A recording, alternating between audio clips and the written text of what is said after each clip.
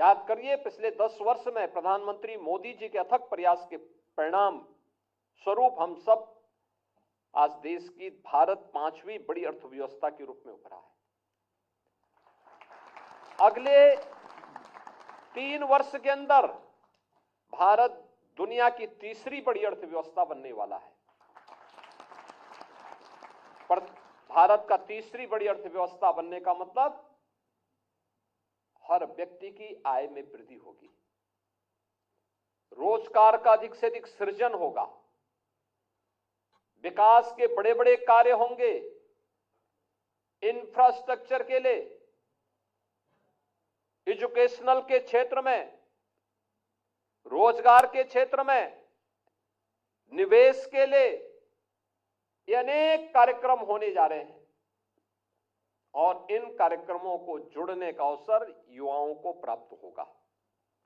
मुझे तो बहुत अच्छा लगा कि जिन 5 युवाओं ने आज यहां पे इस इंटरेक्शन में भाग लिया और जिस जनजातीय संस्कृति से जुड़ी हुई कला का प्रदर्शन यहां पर किया गया, अपनी परंपरा, अपनी लोक गाथा, अपनी परंपरा को यहां पर कितने शानदार तरीके से प्रस्तुत किया गया।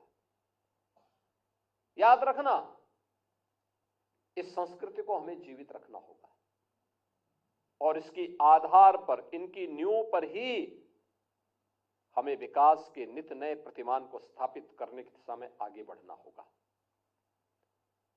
इसके लिए केंद्र और राज्य सरकारें अपने अपने यहां म्यूजियम बना रही है और ये देश का सौभाग्य है कि स्वतंत्र भारत में पहली बार भारत के सर्वोच्च संवैधानिक पद पर एक जनजातीय महिला राष्ट्रपति के रूप में विराजमान होकर के जनजातीय गौरव और भारत के गौरव को एक नई ऊंचाई तक पहुंचाने में अपना योगदान दे रही है। उन स्थितियों में आपका उत्तर प्रदेश में आगमन हुआ है। उत्तर प्रदेश का आपका यह आगमन उत्तर प्रदेश को देखने, नजदीक से समझने का एक अवसर भी आपको प्राप्त करेगा, प्रदान करेगा। और मुझे अच्छा लगा कि आपके मन में एक उत्कंठा है देश के प्रति, अपने समाज के प्रति, अपनी संस्कृति के प्रति। और याद रखना, जीवन में आगे बढ़ने का और स्वयं के उज्जवल भविष्य के लिए और आने वाली पीढ़ी के उज्जवल भविष्य के लिए हमारे सामने एक ही मंत्र होना चाहिए और वह है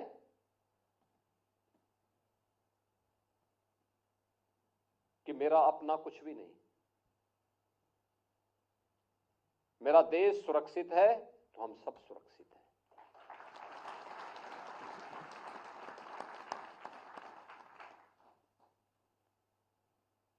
उपासना विधि का अंतर हो सकता है, लेकिन एक धर्म और वह राष्ट्र धर्म। राष्ट्र धर्म सर्वोपरि है। उस मामले में किसी प्रकार का कोई समझौता नहीं। और हमारा जनजातीय समुदाय तो हमेशा से, आज से नहीं, प्राचीन काल से ही, भगवान राम के समय से देश के प्रति और धर्म के लिए मजबूती के साथ जुटने वाला योद्धा के रूप में जाना जाता है। भारत के ज्ञान विज्ञान की पूरी धरोहर अगर आप देखना चाहेंगे, रामायण में देखिए, महर्षि वाल्मीकि कृत रामायण में दंडकारण्य का जिस प्रकार का वर्णन है, वह वर्णन इस बात को बताता है कि ऋषि मुनियों की साधना की स्थली और दिव्य ज्ञान की भूमि हमारा दंडकारण्य है, जो जनजातीय संस्कृति और सभ्यता से भरी पूरी है। झारखंड और उड़ीसा से लेकर के और सुदूर आपके महाराष्ट्र तक पूरा विस्तृत भूभाग है, जिस भूभाग में इस जनजाति संस्कृति ने भारत की ज्ञान विज्ञान की धरोहर को सजो करके विपरीत परिस्थितियों में उसको आगे बढ़ाने का काम किया, उसका संरक्षण किया। और जब भी राष्ट्र और धर्म के सामने कोई चुनौती आई, उसका डट करके मुकाबला करने के लिए अपने आप को खड़ा किया। उत्तर प्रदेश का संबंध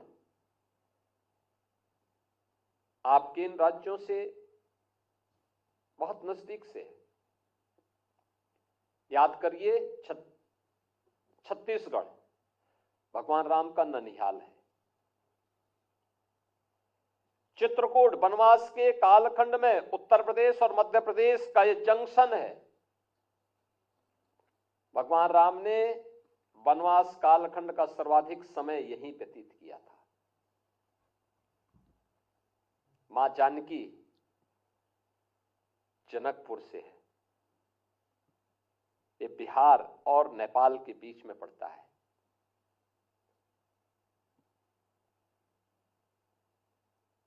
छत्तीसगढ़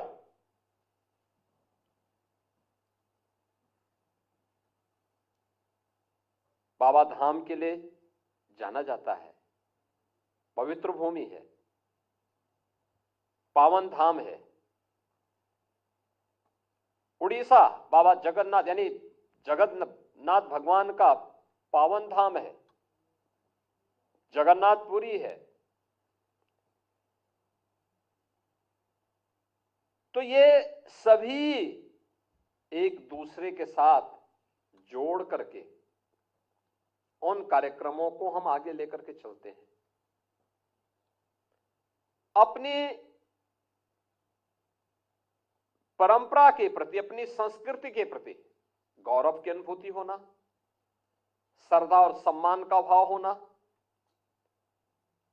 और अपने देश के प्रति पूरी ईमानदारी के साथ निष्ठा का भाव होना, यही हमें आगे बढ़ने के लिए एक नई प्रेरणा प्रदान करता है। और यह उत्तर प्रदेश के अंदर आप लोगों का एक प्रशिक्षण अत्यंत महत्वपूर्ण है। इसलिए भी महत्वपूर्ण है कि आपको नजदीक से उत्तर प्रदेश की विकास यात्रा को देखने का अवसर प्राप्त हो रहा होगा। 25 करोड़ की आबादी है, लेकिन कहीं कोई अव्यवस्था नहीं। महाकुंभ के आयोजन में 40 करोड़ लोग आएंगे। सब कुछ काम अपने आप ऑटो मोड पर चलता हुआ दिखाई दे रहा है, क्योंकि लोग स्वतःस्फूर्त भाव के साथ उस कार्यक्रम के साथ जुड़ रहे हैं।